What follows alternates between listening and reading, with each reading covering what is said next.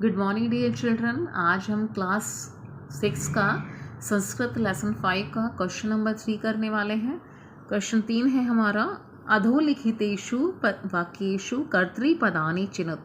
नीचे लिखे गए वाक्यों में कर्तृपद को चुनिए। कर्तृपद अर्थात जो हमारा कर्ता पद है, जो काम को करने वाला है, वो हमने यहाँ पे सिलेक्ट करना है। फर्स्ट है हमारा, वृक्षः नभः शिरसु वहन्ति।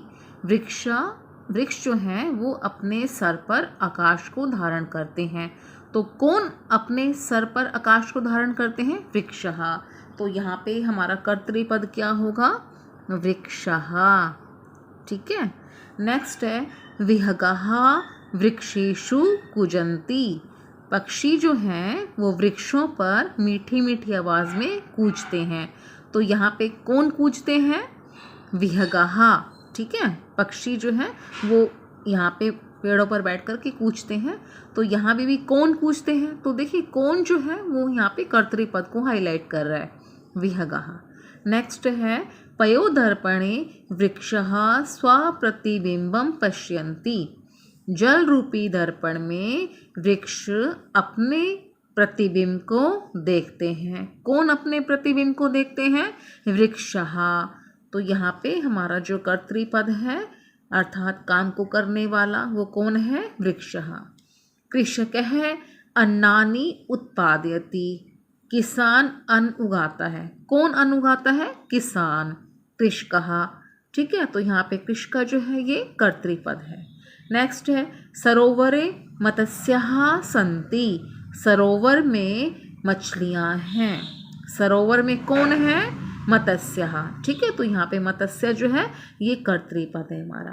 अब हमारा नेक्स्ट क्वेश्चन आता है, प्रश्नानां उत्तराणि एक पदे लिखत।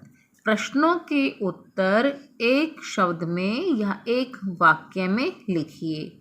वृक्षः कई पातालम स्पृशन्ति। वृक्ष जो हैं वो कैसे पाताल को स्पर्श करते हैं? कई। ठीक है, तो अब देखिए जो वृक्ष हैं वो कैसे पाताल को स्पर्श करते हैं? तो कई यहाँ पे आएगा हमारा पादई। तो देखिए वृक्षः। अब यहाँ पे एक चीज़ है, देखिए वृक्षा जो है वो हमारा क्वेश्चन में से इसी तरह से आएगा, कई के स्थान पर आएगा हमारा पादई। ठीक है, वृक्षः पादई पातालम स्पृशन्ति। ये वाला जो आपको आंसर है ये श्लोक नंबर 4 में मिल जाएगा आपको। ठीक है, बुक में श्लोक नंबर 4।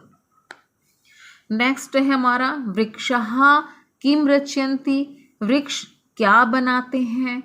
तो वृक्षः ये हमारा प्रश्न में से इसी तरह से, वृक्षः ऐसे के ऐसे, किम की जगह क्या आएगा? वनम वनम वनम रचयन्ति। वृक्ष वनम वनम रचयन्ति, ये आपको फर्स्ट नंबर के श्लोक में मिल जाएगा। ठीक है, नेक्स्ट है हमारा, विहगा कुत्र आसीनः। पक्षी कहाँ बैठते हैं? तो विहगः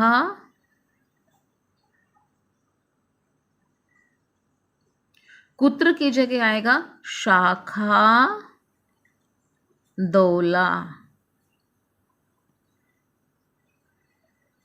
शाखा दौला आसीनः। ठीक है, ये हमारा प्रश्न में से ही है, कुत्र की जगह शाखा दौला आ गया और ये आपको पाठ के श्लोक नंबर 2 में इसका आंसर मिल जाएगा। विहगः शाखा दौला आसीना। पक्षी जो हैं वो पेड़ के शाखाओं रूपी झूले पर बैठे हुए हैं। फिर नेक्स्ट क्वेश्चन है, कौतुकेन वृक्षः किम पश्यन्ति। कौतुक पूर्वक या आश्चर्य पूर्वक वृक्षः क्या देखते हैं? तो कौतुकेन, प्रश्न में से ही, कौतुकेन वृक्षः किम के स्थान पर आएगा? स्वप्रतिबिंबम।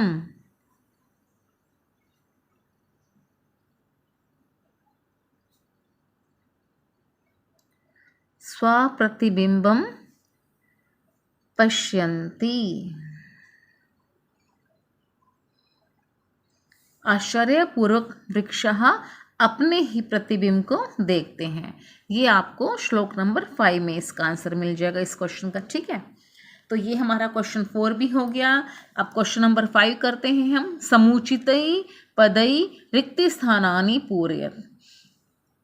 नीचे दिए गए शब्दों में से रिक्त स्थान पूरे करिए, ठीक है। उचित पदों से रिक्त स्थान पूरे करिए।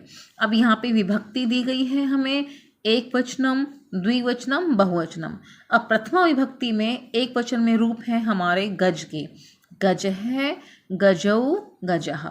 ये हमें समझाने के लिए बुक में भी दिया हुआ है, ठीक है। अब जैसे प्रथमा विभक्ति में गज के रूप हैं, और इसी तरह से हमने अश्व के रूप लिखने हैं। तो अश्वः एक वचन में दिया गया है, अश्व है। द्विवचन में अश्व का होगा अश्वौ, और बहुवचन में होगा अश्वः। Come to the next page. अब द्वितीय भक्ति में एक वचन में सूर्यम, द्विवचन में सूर्यौ, और बहुवचन में सूर्यान, ठीक है। अब द्वितीय भक्ति में हमने चंद्रान के रूप करने हैं। अब देखिए चंद्रान का यहाँ पे बहुवचन दिया गया है, तो एक वचन में हम क्या लिखेंगे, चंद्रम, चंद्रौ, चंद्रा, ठीक है। तृतीय भक्ति में बिड़ालेन, बिड़ालाभ्याम, बिड़ालई। अब तृतीय भक्ति में अब देखिए यहाँ पे मंडूकाभ्याम, ठीक है, द्विवचन में दिया गया है। तो यहाँ पे एक वचन में होगा हमारा मंडूकेन, मंडूकाभ्याम, और ये हमारा होगा मंडूकही। चतुर्थी भक्ति में हमारे रूप हैं सांप के, ठीक है, सर्पाए। अब यहाँ पे स्पेस है तो यहाँ पे सर्पाभ्याम। तृतीया, चतुर्थी और पंचमी भक्ति में द्विवचन में जो हमारे रूप होते हैं वो सेम होते हैं, ठीक है। तो यहाँ पे चतुर्थी भक्ति में सर्पाए, सर्पाभ्याम, सर्पेभ्य। अब इसी तरह से चतुर्थी भक्ति में ही हमें यहाँ पे वानराभ्याम दिया गया है। तो यहाँ पे सर्पाए की जगह क्या होगा, वानराय, वानराभ्याम, वानरेभ्य, ठीक है। अब पंचमी भक्ति में मोदकात्, इसी तरह से मोदकाभ्याम,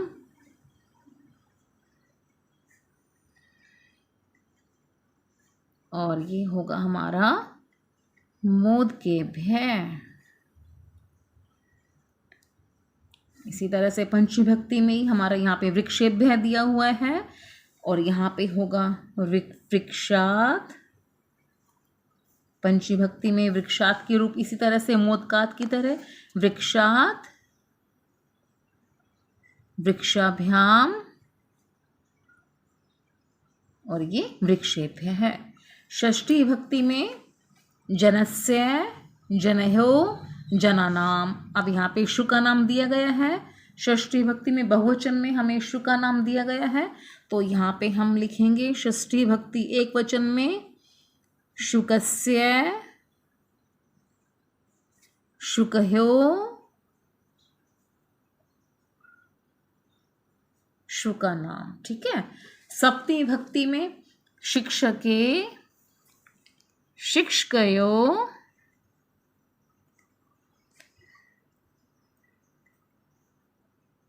शिक्षकेषु, ठीक है। सप्तमी भक्ति में शिक्षके, शिक्षकयो, शिक्षकेषु। यहाँ पे हमें नीचे दिया गया ना, इसलिए हमने इसी तरह से उसको देख के ही यहाँ पे हमने किया है, ठीक है। शिक्षके, शिक्षकयो, शिक्षकेषु। अब यहाँ पे मयूरयो दिया है, तो यहाँ पे मयूरे, मयूरयो, मयूरेषु।